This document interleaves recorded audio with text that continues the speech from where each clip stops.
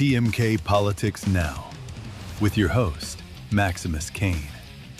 Unfiltered, reliable, fearless. It is January 31st, 2026. It is a Saturday. Some of you might think that I'm late to the party, but I'm not because of what I'm going to talk about. I'm going to talk about Don Lemon and his arrest and release. I'm also going to talk about the Epstein files. Haven't forgot about you, little Jeffy. And I'm going to talk about Tiffany Doe, who did, under the penalty of perjury, sign an affidavit of things that she witnessed, damning things that she witnessed that Donald Trump was involved in. There was a picture of Prince Andrew on all fours. Fucking nasty. I'm going to talk about that. I'm also going to talk about the partial shutdown that we're in case you're not aware, we're in a partial shutdown this weekend. That'll probably be over on Monday. And then I'm going to talk about something for the economy and some tariffs that just went into effect that could hurt a lot of companies here in the United States. But let's start with Don Lemon. Why did they want to arrest Don Lemon? Well, we have to go to City's Church in St. Paul, Minnesota first. And in St. Paul, Minnesota, the protesters wanted to go in and protest. Now, why the fuck would they want to go into a church and protest? Well, the easy answer is that the pastor, David Easterwood, is not just a pastor. Is also the field commander of the Office of ICE in St. Paul, Minnesota. So one time during the day in a sermon, he'll say, love your neighbor as you love yourself. And then the other time he'll say, take that dude who's black or brown and throw his ass in a car and take him to jail and detain him. Or, hey, let's just kill another U.S. citizen, right? Why the fuck not? We aren't going to get in trouble. So because of that is why they wanted to arrest Don Lemon. But it still doesn't give you the reason why, right? The reason that they wanted to arrest Don Lemon was, first, conspiracy against rights. That's 18 U.S.C. 241. And that was saying that Don Lemon was conspiring with the protesters to stop the parishioners from being able to practice their right of freedom of religion. That's bullshit. Also, they wanted to charge him with the FACE Act. And if you're not aware with the FACE Act was passed in 1994, and that was primarily to stop people from intimidating women who were going into an abortion clinic. And they want to charge him with that too because they said he intimidated the pastor. Well, there's a couple problems with that. First, Don Lemon went in before the protesters. He got a tip, and just like any other journalist or any other tip that somebody gets, they're going to act on it. For example, the tip of the British are coming. They gave a few pamphlets out and they send everybody in every direction, north, south, east, and west, and to let everybody know that the British were coming so that they would be prepared. So doing a tip like that gave him the opportunity to go in. Now, Don Lemon kept his producer and his cameraman out of the church and off of their property, but he was still recording audibly. So while he was talking into his mic, you can hear the pastor was still doing his sermon. Don Lemon was being very quiet. He wasn't disturbing anybody. The pastor continued to preach, and the disturbance didn't happen until after the protesters went inside. Now, they said that Don Lemon was in cahoots conspiring with the protesters and that he led them in.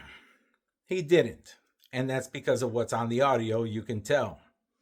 And when they arrested him, he was put in jail. He was in jail for almost the majority of yesterday. He goes in front of a judge, and he was not just released. The DOJ was asking for a $100,000 unsecured bond, and the judge denied that. And the judge released him on his own recognizances. He also gave Don Lemon the permission to continue to travel to France in June to be able to have his vacation or whatever it was to go to France.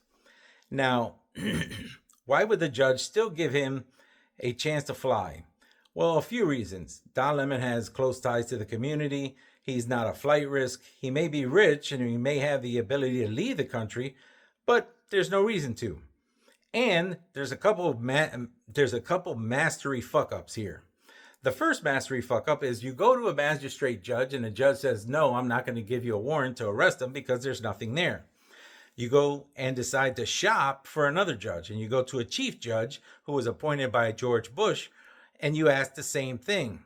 And that chief judge says no. And not only did he say no, he said no because there is no evidence of any criminal activity. And when they couldn't get what they wanted from the judges, they decided to do a maneuver called the back door. They went to a grand jury without a judge and without a defense attorney, and they got what they wanted, an arrest warrant. And when you do stupid shit like that, you get stupid results. That's why he was able to be released.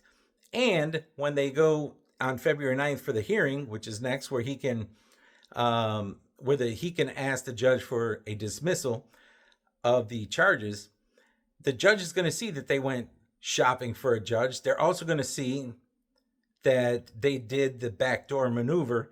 And one thing you don't want to do is piss off a judge in court. You really don't want to piss off a judge before you go to court. I'm pretty sure 99.9% that he's going to have the case dismissed, but not just dismissed, but dismissed with prejudice, which means not only is the case dismissed, he can never be charged with those charges again and arrested, so it doesn't mean anything. Now, when you do dumb shit, like I said, you get dumb results. Well, this was the dumb shit that they did, and this is the major fuck up that's going to allow Don Lemon to leave. This is why the judge allowed him to travel in June, and the next hearing is February 9th. Why? Because that judge who did the initial hearing probably does not believe that the judge who's going to be at the hearing where he can ask to have the case dismissed is going to charge him with anything at all. I believe that the judge who released him yesterday believes that the judge at the hearing on February 9th is going to believe that it's going to be dropped and dismissed. And that's why he gave him the permission to still fly. So if you pick up your video camera and you record something and it's contradictory to what the DOJ is saying, like all the other bullshit when they killed Renee Good and Alex Preddy, you can say what you want, you can do what you want, as long as you're not breaking the law, and you have a right to speak the way you want to speak. And if people don't like the way you want to speak and they don't want you there, well, then I guess they'll throw you off. But no matter what they do, it's not going to stop me from talking, because I'm going to report the news the way I want. I'm going to say what I want. And if they don't want me on any platform, they can throw me off. I don't care. It doesn't bother me. I have nothing to lose, and I have everything to gain. Everyone, do me a favor. Take care of yourselves. Take care of each other. I'll see you in the next video.